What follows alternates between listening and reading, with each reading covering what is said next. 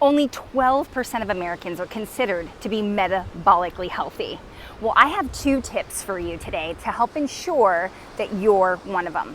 And hey, listen, if you're not sure who I am, if you're new to me, my name is Alicia Murphy, and I am a certified personal trainer. I'm certified in sports nutrition, and I love to take the science behind weight loss, the science behind being healthy, simplify it so that you can easily implement it into your life. Okay, so here we go. 2 tips to help ensure that you are metabolically healthy. Tip number 1 is you want to embrace a plant-based diet. I'm not saying you have to be vegan. I'm not saying you cannot eat meat. What I'm saying is, very simply, 75 to 80% of your diet should come in the form of a plant source, okay?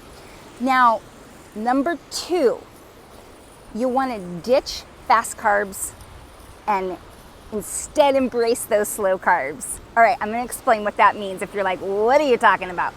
Fast carbs are simply overly processed foods. So we're talking, cookies, chips, the stuff that we all know is not good for us, okay? Now, what happens with these fast carbs is that they are broken down in your upper GI tract. And when that happens, they're quickly converted into glucose, which is a type of sugar, and that quickly releases into your bloodstream, causing your blood sugar to skyrocket. And guess what? When your blood sugar is high, it is impossible for you to burn fat, my friend. So we want instead to eat slow carbs. Oh, lo, lo.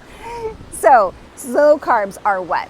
Slow carbs are more whole food sources, okay? So think of the food coming from its whole source, right? Now what happens with a slow carb is that it's processed in the lower GI tract. And when that happens, that's where you get to feed your good, healthy gut bacteria. That is where the hormones click on that tell you you're full, that you're satisfied.